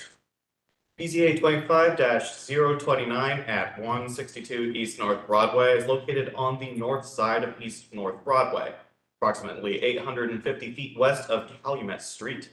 It is part of the Clintonville Area Commission and existing zoning is R3 residential district. The 0.49 acre site is currently developed with a single unit dwelling. Surrounding uses include similar single unit dwellings to the north, south, east, and west. The applicant proposes to construct a shed with a pergola in the rear yard. The applicant is requesting a variance to increase the height of an accessory structure from 15 feet to 19 feet and 1 inch. Planning is supportive of the proposal. Clintonville Neighborhood Plan guidelines state that a garage height exceeding the maximum height is allowable if the design is compatible with the primary house. Therefore, planning is supportive as the proposal is consistent with plan design guidelines. Division of Traffic Management has no comments, and the Clintonville Area Commission has recommended approval of the requested variance, voting unanimously. City Department's recommendation is likewise that of approval. Staff recommends approval as the variance would allow a shed that matches the aesthetic qualities of the principal structure, which is consistent with the Clintonville Neighborhood Plan recommendations. Chair. Okay, can you state your name, whether or not you were sworn in? Yes, I was, and Brad Parrish. Okay. Yeah, just here tonight to add an accessory structure. The original home's 1925 Tudor home with 1712 pitch roof. So we just want the accessory structure to match in height. So it was a similar request we asked for the garage when it's a new garage that we received a variance at that time too. So just trying making consistent structures on the site.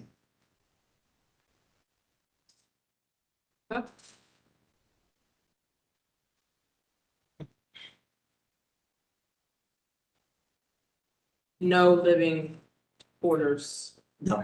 Okay. Is there anybody who wants to speak about this application?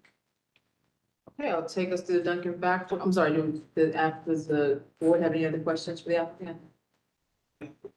The property in question could yield a reasonable return without this variance. However, it is noted that they are trying to match pitch the roof lines, and so that is the reason for the additional request for the height.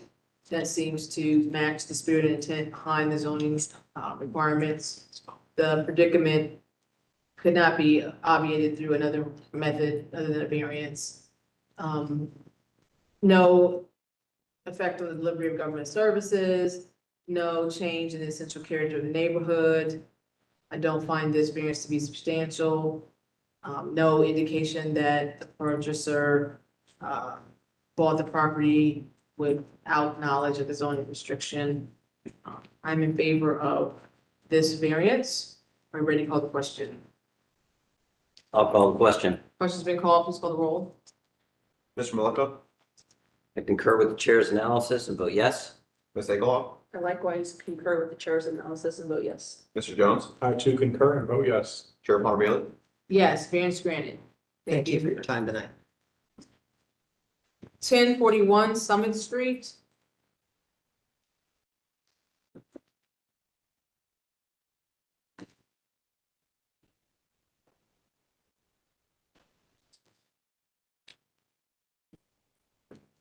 Okay, I'm just not gonna use that. BCA 25-032 for 1041 Summit Street. It's located on the northeast corner of Summit Street and East Third Avenue, zoned R4 residential and in the Italian Village Commission. The site is developed with an existing non-conforming commercial business in an R4 residential zoning district. Surrounding uses include single-unit residential dwellings to the north, east, and west, and a multi-unit residential dwelling to the south. The applicant is proposing a change of use to allow a retail food and beverage store. Because of the use is becoming more intense, a council variance is required. CV 24-087 was recently applied for and approved by city council, allowing the retail use. Applicant is now requesting variances from the BZA to development standards to legitimize the site's parking lot layout. Plan staff defer to Italian Village Commission. Division of Traffic Management has no comments. As the writing of this report, recommendation from the Town Village Commission on request of variance has not been received. I reached out to them this morning and received an approved recommendation with a vote of 3-0 with 1 abstention from the Italian Village.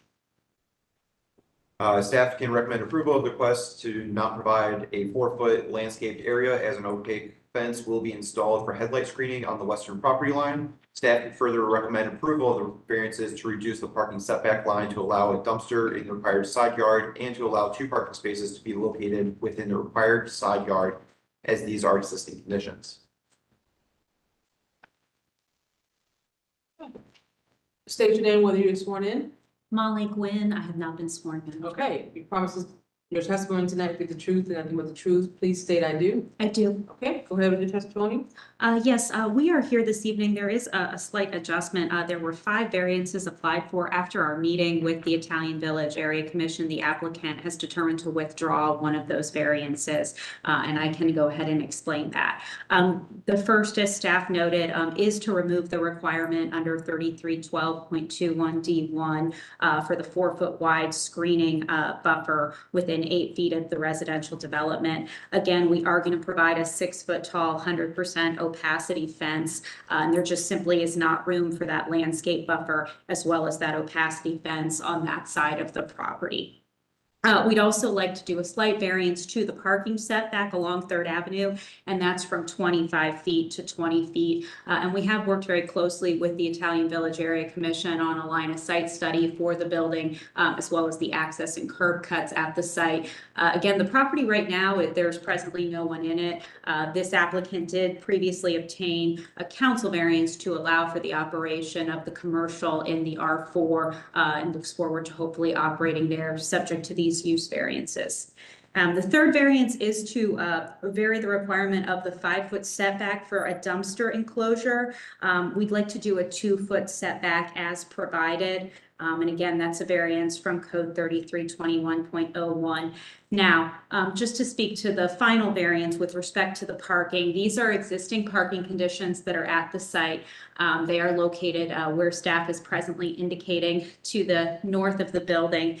And one of the spaces is only 10 inches from the property line rather than the 5 feet as required. We'd like to go ahead and withdraw that variance request. In speaking with the Italian Village Commission, they felt that was awfully close and would prefer that line not be striped. We are still meeting the required minimum and actually exceeding it of parking spaces located at the building. And then the final parking variance that is included is for parking space number 2 as indicated on the site plan. And we would like to have that go ahead and be 4 feet 6 inches from the property line rather than the 5 feet as required. So just a slightly lesser distance there, about 6 inches. I don't have that. I don't have that last one she's talking about. So I had the first 3 you mentioned, and then 33, 32, 28, side or rear yard obstruction to allow 2 parking spaces to encroach into the 5-foot minimum north side yard. Yes, sir. Okay. That's the one. Yes, sir. Let's just say 4.6 feet. Yes, it's 4 feet 6 inches. But I thought you And said you talked to Italian Village and that's too close, so you weren't going to use those spaces. there's just one space we're not going to use there. One Shoot, space. it's one variance. It impacts 2 spaces. spaces, Yeah, got it. yes, Okay. yes, correct. So the one space, it still encroaches into the 5-foot minimum. Yes, ma'am. Okay. Yes, ma'am. So 2 to 1. Yes, So 2 to ma'am. 1. Yes, sir. Excuse me. Yes, sir. And you also said that you're not going to provide a 4-foot wide screening buffer. Yeah, that's what she has a variance. She has a variance for that. She's requesting a variance for to not. Oh, okay. The way I heard it, it was like, we don't want to do this. And I'm like, well, you have to do this. We are requesting a Sorry. variance from that It requirement. was just how you worded it. It all sounded interesting or unique. Okay. Okay. Okay, so that's clear. So I'm clear on your reasoning for not doing the landscaping, because you're saying we're already doing a fence, not enough space.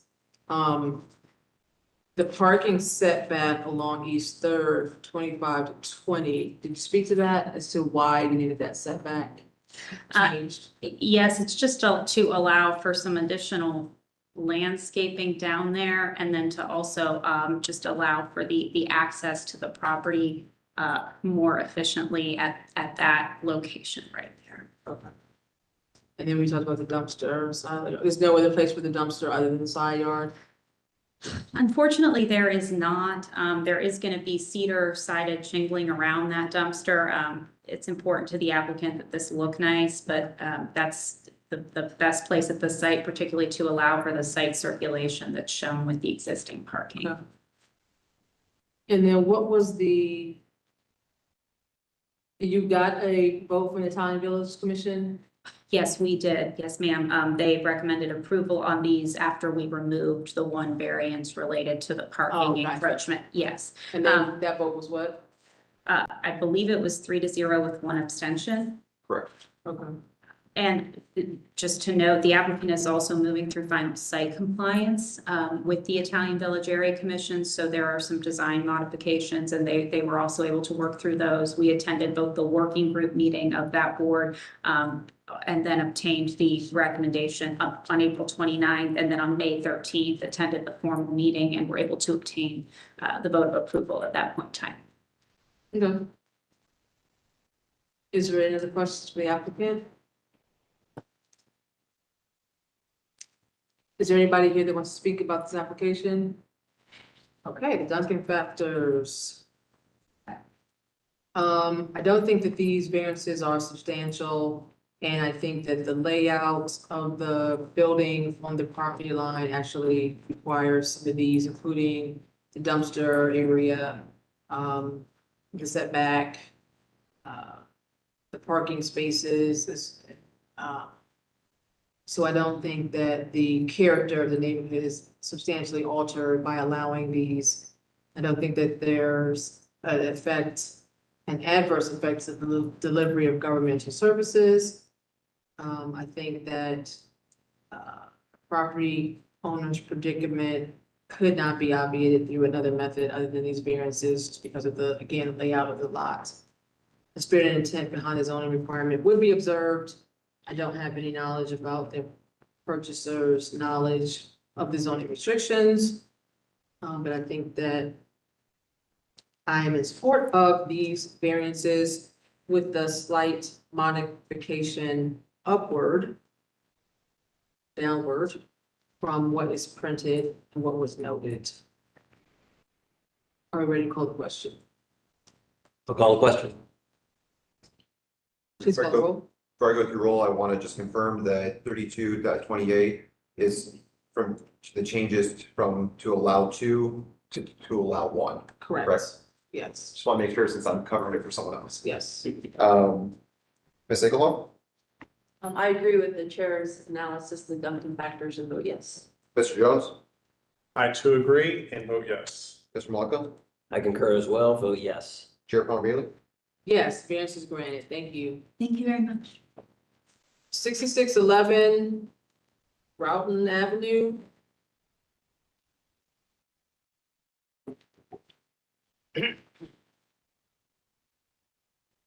Sixty-six eleven. Broughton Avenue is located on the south side of Broughton Avenue, approximately 500 feet east of McCormick Boulevard. Zone industry manufacturing and part of the Far East Area Commission. The 14.79 acre site is developed with a manufacturing facility. Surrounding uses are similar manufacturing facilities with multi-unit residential facilities. The applicant proposes to allow outdoor storage in areas that are not considered a rear yard. The site has dual frontage on both Broughton and Bryce Road, Broughton Avenue and Bryce Road, which results in the absence of a code-defined rear yard. A variance is being requested to allow outdoor storage outside of the rear yard and to reduce the required open storage setback from 125 feet to 90 feet from the center line of Bryce Road. Planning is in full support of the, on the condition that the fence be added along North Bryce Road, consistent with C2P2 design guidelines. Division of Traffic Management has no comments, and Far East Area Commission recommend approval with the condition that a 6-foot privacy fence that can be chain link with slats, vinyl, or board on board, or a minimum 3-foot mound with evergreens planted at top, spaced every 20 feet. Staff recommends approval of the requested variance due to the unique configuration of the site, which has dual frontage on both Broughton Avenue and Bryce Road. The proposed variance will not negatively impact the surrounding properties. Additionally, staff supports the proposal with the condition that a fence be added along North Bryce Road to mitigate the visual impact of the storage. And once again, we're asking for the condition that the 6-foot privacy fence that can be chain linked with slats, vinyl, board on board, or a minimum 3 feet mound with evergreens planted atop, spaced every 20 feet. Okay. Okay, can you state your name, whether you're sworn in? David Hodge, attorney for the applicant. I have been sworn. Okay. Go ahead with your testimony. Chair Palmer Bailey, could I come over to the screen and just point out a couple things during the presentation? I think you can. I don't think there's any cords over there that we're in violation of. All right, I'll be very brief. This exhibit is just a little hard to read, very unusual property. It's got frontage up here on the north on Groton, frontage down here on the south on North Bryce Road. That means that under the code, this industrially zoned manufacturing property has no rear yard. Everything's a front yard. And so the applicant wants to make use of the space that's highlighted there in red for storage, which is certainly appropriate in an industrial district, in an industrial neighborhood, but technically under the code, that's not in a rear yard. So he had to submit a variance to make that accommodation. Certainly agree with the planning condition that we do fencing or a 3-foot mound with plantings on top to serve as a buffer there on the south.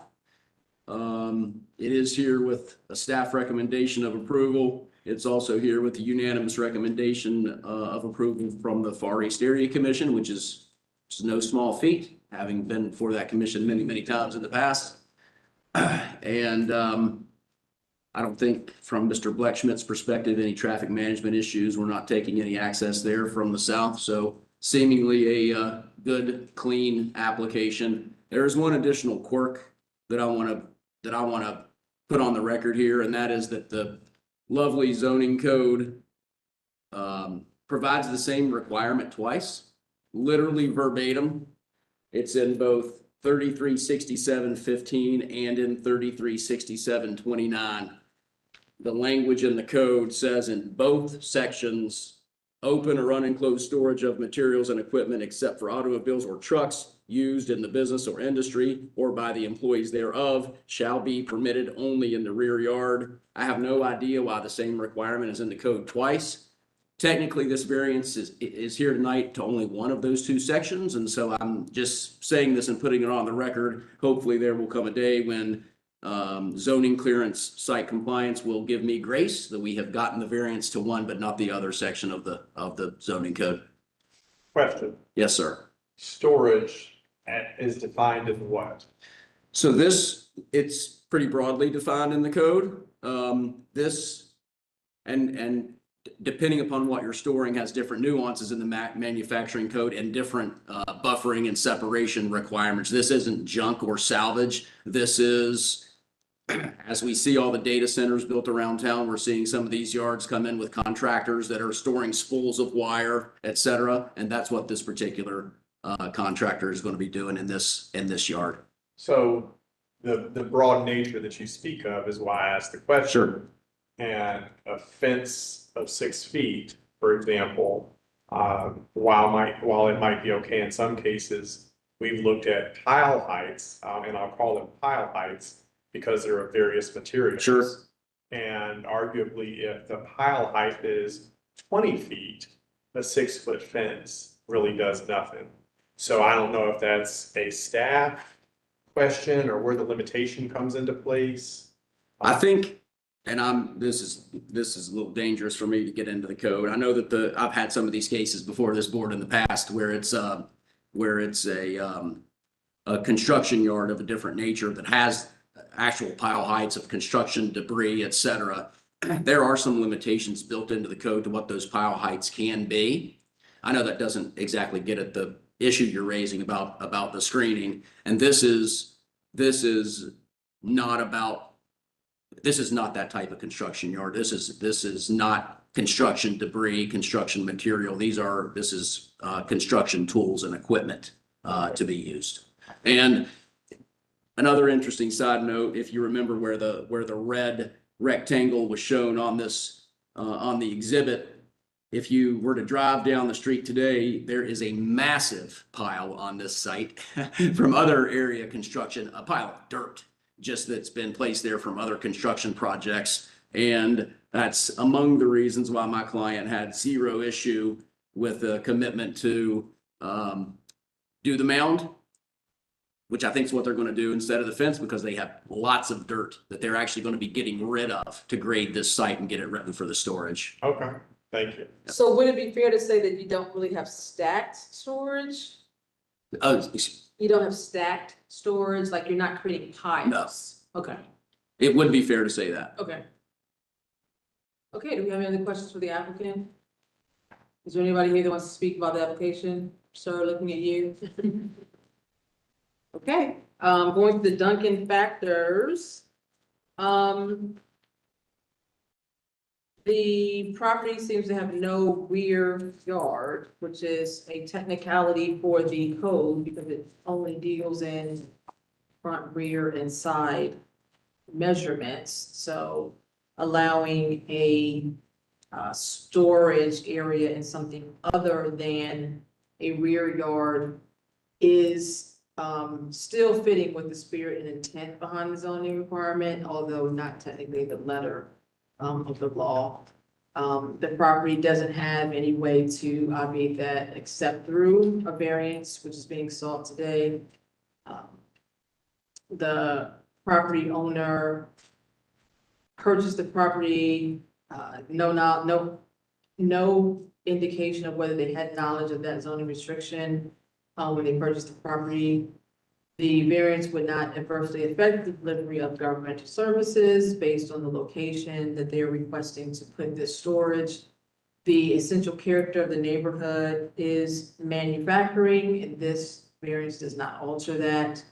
This variance is not substantial when you consider that it is a technicality, and the property could likely yield a reasonable return.